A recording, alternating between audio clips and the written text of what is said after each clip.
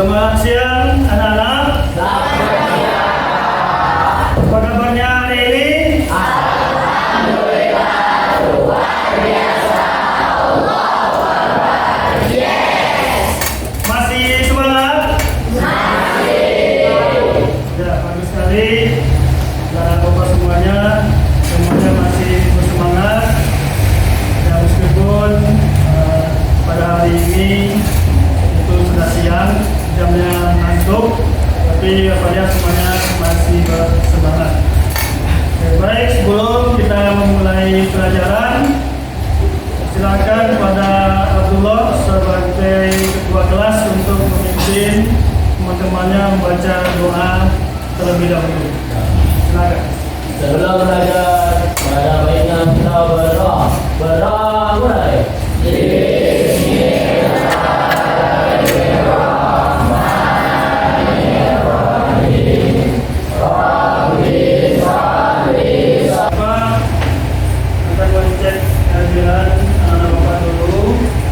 Siapa yang enggak hadir pada hari ini?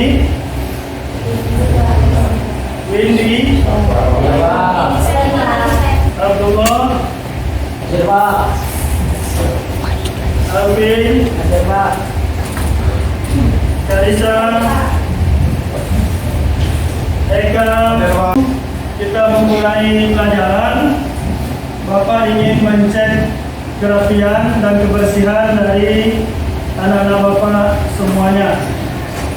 Silakan dicek pakaiannya, bajunya yang belum masuk, silakan masukkan dulu. Kalau ada sampah di bawah tempat duduknya, silakan diambil dan dibuang ke tong sampah. Mari kita mulai pembelajaran hari ini dengan sama-sama menyanyikan lagu Hari Merdeka.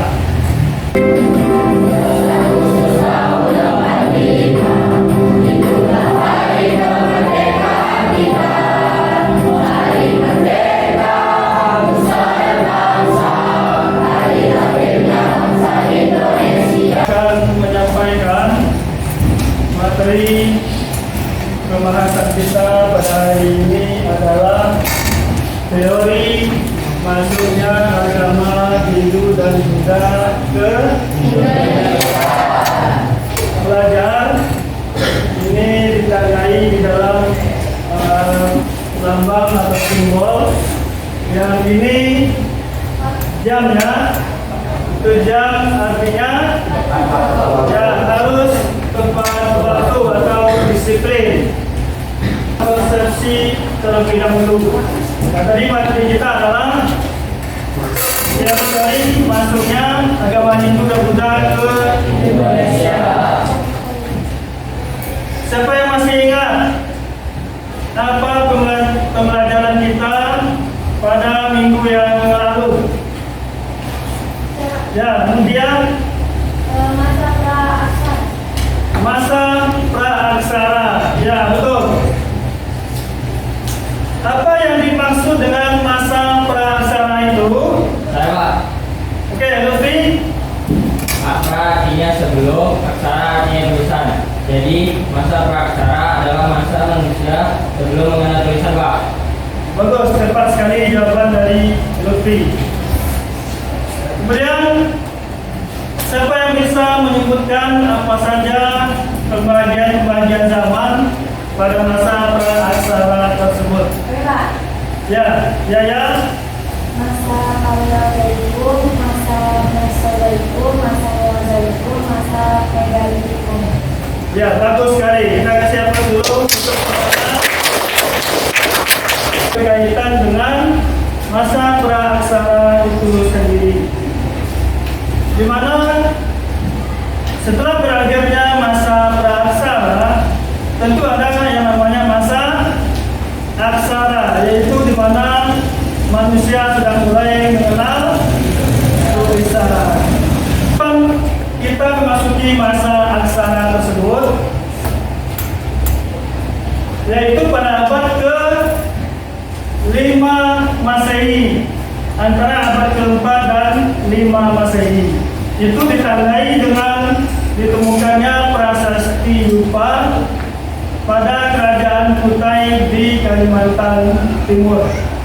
Pembelajaran kita pada hari ini, yang pertama, melalui kegiatan diskusi, peserta didik mampu menganalisis berbagai teori tentang proses masuk dan berkembangnya agama Hindu-Buddha di Indonesia.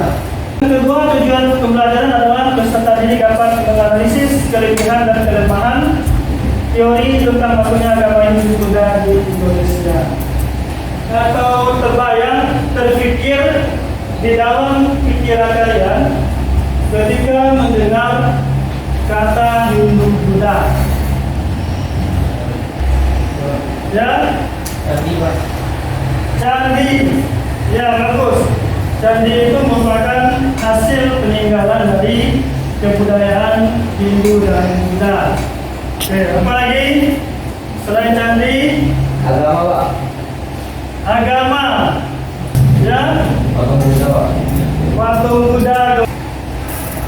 Dari mana nih asalnya agama Hindu-Buddha ini? Dari India. Ya, bagus. Nah, ini pertanyaan berikutnya, bagaimana proses masuknya agama Hindu-Buddha di Indonesia? Ya, Dari berasal dari India. ya, betul.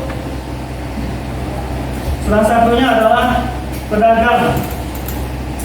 Karena Indonesia ini dahulunya adalah daerah perlintasan, dan model pembelajaran yang kita gunakan pada hari ini adalah pembelajaran tatap muka dengan model problem based learning atau PBL.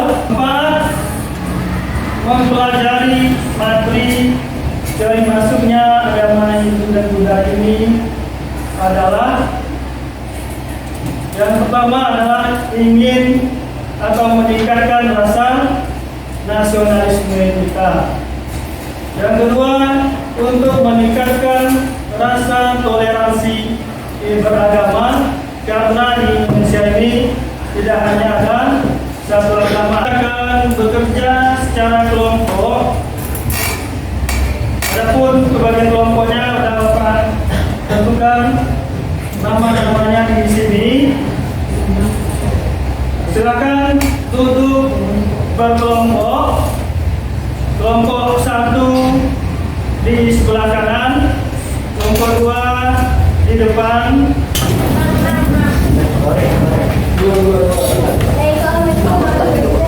Bapak semuanya sudah duduk berkelompok. Dan sekarang silahkan ambil modul ajar, di mana di dalam modul ajar ini nanti ada bahan untuk dipelajari dan ada LKPD, lembar kerja peserta didik. Jadi kalian harus menyelesaikan lembar kerja peserta didik ini secara berkelompok. Nanti setelah semuanya selesai menyelesaikan LKPD, kita akan mempresentasikan hasil diskusi kelompok yang telah kalian lakukan tersebut. Dan juga di sini ada scan barcode.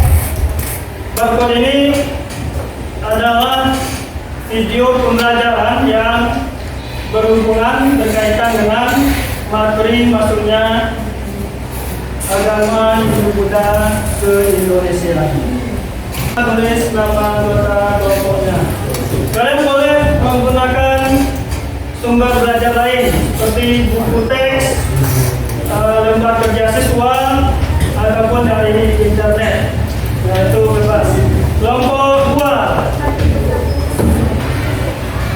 Bang, masuknya tidak.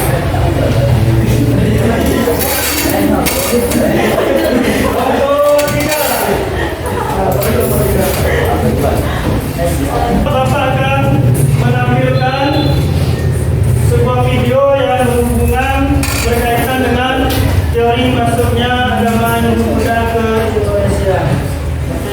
Setelah berkunjung tempat bersejarah ini, kamu pasti sudah tidak asing lagi bukan dengan Candi Borobudur maupun Candi Prambanan. Candi Borobudur dan Candi Prambanan merupakan salah satu bukti adanya agama Hindu dan Buddha di Indonesia loh. Kira-kira bagaimana ya agama Hindu dan Buddha itu dapat masuk dan menyebar ke Indonesia? Untuk menjawab pertanyaan itu, ada 4 teori nih yang akan aku jelaskan. Teori yang pertama ini dikemukakan oleh Andrew Grom. Teori ini menyebutkan bahwa pedagang yang beragama Hindu adalah penyebar utama agama tersebut di Indonesia. Berbeda dengan zaman sekarang yang sudah bisa jualan di mana aja ya. Kalau di zaman dulu itu masih melalui jalur laut dan angin loh. Bagaimana bisa ya? Iya, di teori Malaysia ini mereka memperkenalkan agama dan kepercayaannya baik saat interaksi jual beli dengan penduduk maupun ketika menetap di Indonesia untuk singgah. Ada juga teori ksatria yang dikemukakan oleh C.C. Berg, Mukherjee, dan J.C. Mons. Ada cerita unik dari teori yang satu ini loh. Pada zaman masuknya Hindu ke Nusantara, menjarakan India dan Cina sedang berlangsung perang saudara. Lalu yang kalah melarikan diri untuk mencari tempat berlindung. Nah, dari sinilah masing-masing mendirikan kerajaan baru yang bercorak Hindu dan Buddha. Beberapa teori maksudnya agama Hindu dan Buddha di Indonesia. Yang pertama, nama teorinya adalah teori Pramana. Pramana ini dia adalah pendeta atau pemuka agama di dalam agama Hindu. Menurut teori Pramana, yang membawa ajaran agama Hindu Buddha ke Nusantara itu dibawa oleh para brahmana atau pendeta. Atau terkadang dia diundang oleh raja-raja setempat atau Nusantara. Menurut teori ksatria ini, ajaran agama Hindu dan Buddha dibawa oleh para prajurit atau ksatria yang melarikan diri dari negerinya India, baik itu karena peperangan maupun karena bencana alam. Lalu dia melarikan diri ke Nusantara dan kemudian dia mendirikan sebuah kerajaan baru.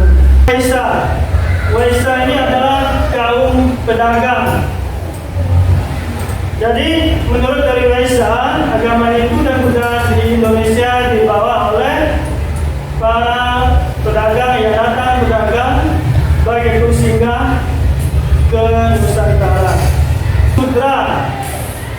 Sudra ini adalah kasta paling rendah di dalam ajaran agama Buddha, agama Hindu.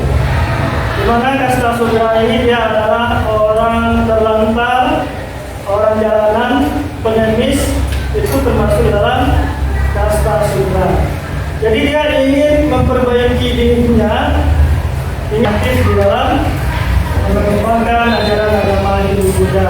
Jadi orang pemuda dari Nusantara dia datang menuntut ilmu ke India, lalu dia kembali ke Nusantara, kemudian mengembangkan agama yang sudah dia pelajari. Silakan bekerja secara kelompok, baca materinya, belajar, dan jawab KPD yang tidak ada di dalam materi ajar tersebut. Dalam bahan ajar tersebut.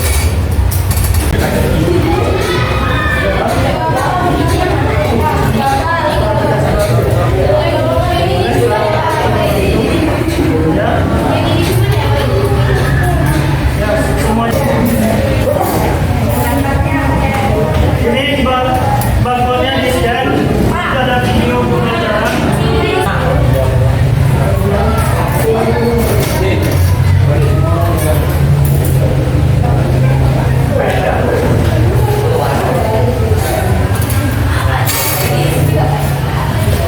Ya, jadikan bahan ajar ini.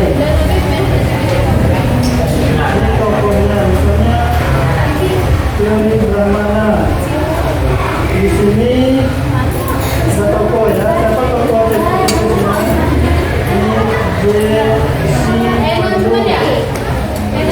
dan apa pendapat Banyur? Banyur berpendapat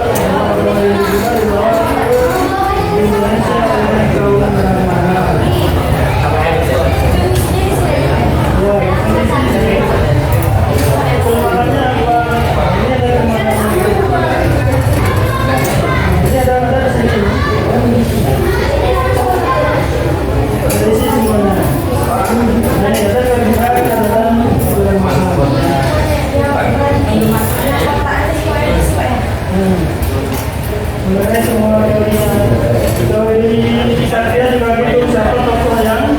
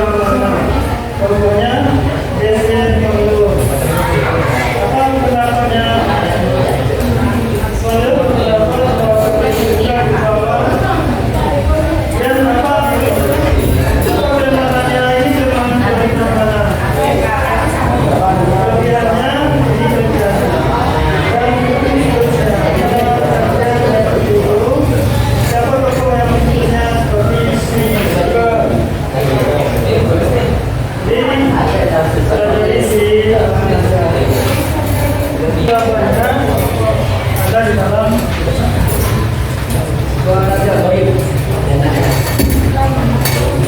Oke, contohnya ini.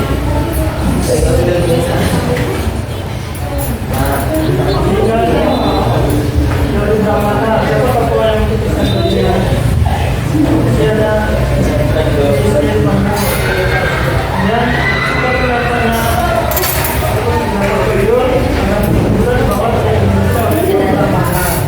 dan kelemahan sekali ini ada di sini. Ini kelebihannya. Sama kan? Kita tidak bisa.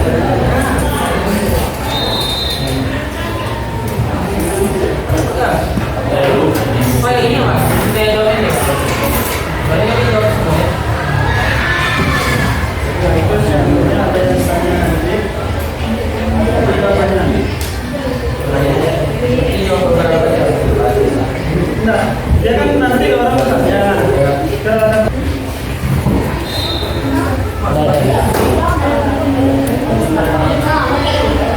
Aku main WA cuman udah lah.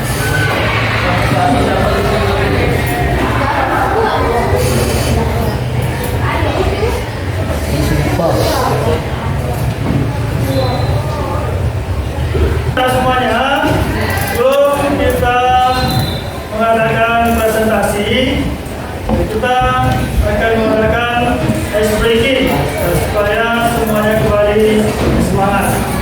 Adapun ice breaking yang akan kita lakukan adalah tepuk 1, 2, 3, 4, 5. Kalau tepuk 1, maka tepuk 1 kali. Kalau tepuk 2, bertepuk 2 kali. 1, 2.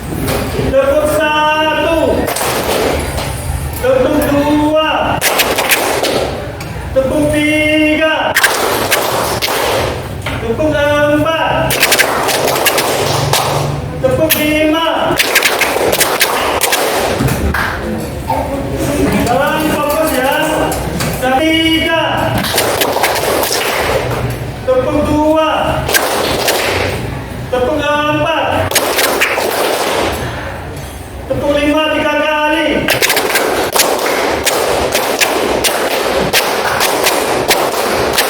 Oke, bagus.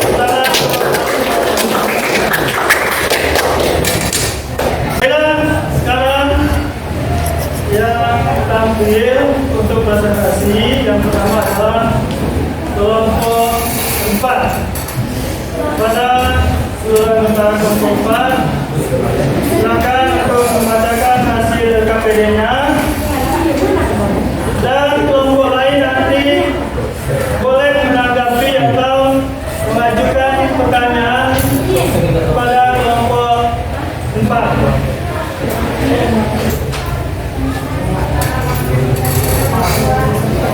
Assalamualaikum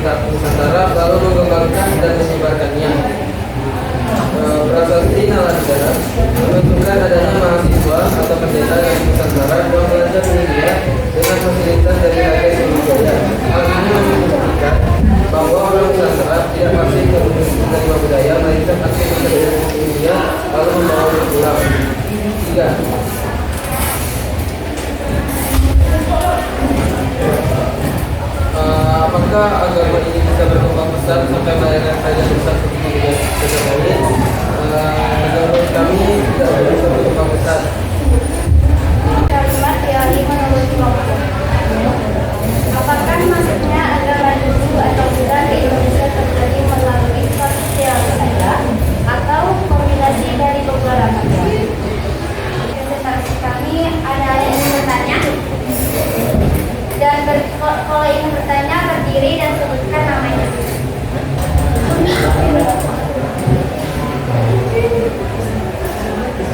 Perkenalkan, nama saya Zakia Risma. Saya ingin bertanya, menurut pendapatmu mengapa kondisi peperangan di India dapat berpengaruh pada penyebaran agama ke Nusantara?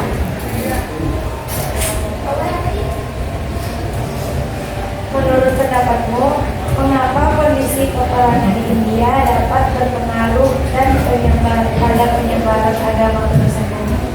Jawabannya adalah peperangan di India menyebabkan banyak bangsawan atau prajurit mulai berperang.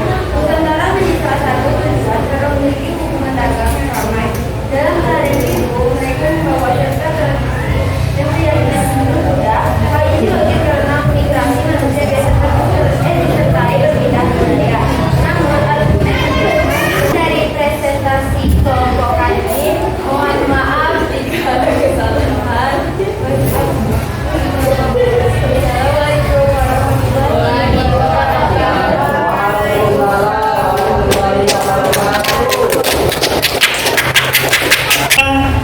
Kegiatan diskusi kita pada hari ini, siapa yang bisa menyimpulkan pembelajaran kita pada hari ini? Ya, silakan.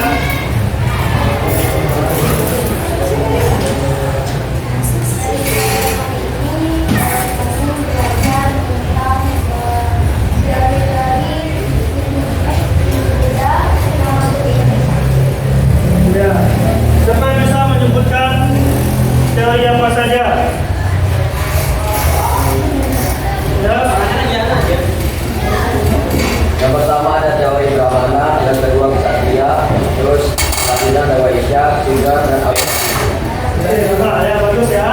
Jadi teman-teman semuanya sudah paham tentang materi hari ini tentang teori maksudnya agama Hindu dan juga ke Nusantara. Untuk tugas kelompoknya berupa KPD itu dikumpulkan ke depan untuk Bapak nilai dan Bapak koreksi. Ya, silakan dikumpulkan KPD-nya kembali.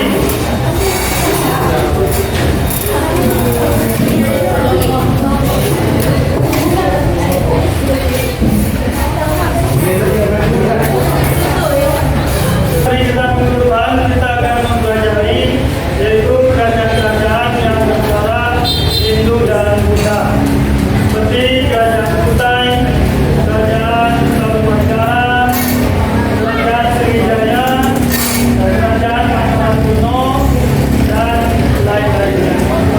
Untuk menutup kegiatan pembelajaran kita hari ini, silakan pada ketua kelas untuk memimpin berdoa.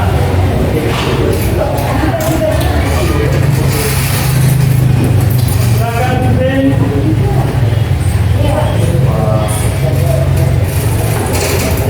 Berdoa mulai. Bismillahirrahmanirrahim.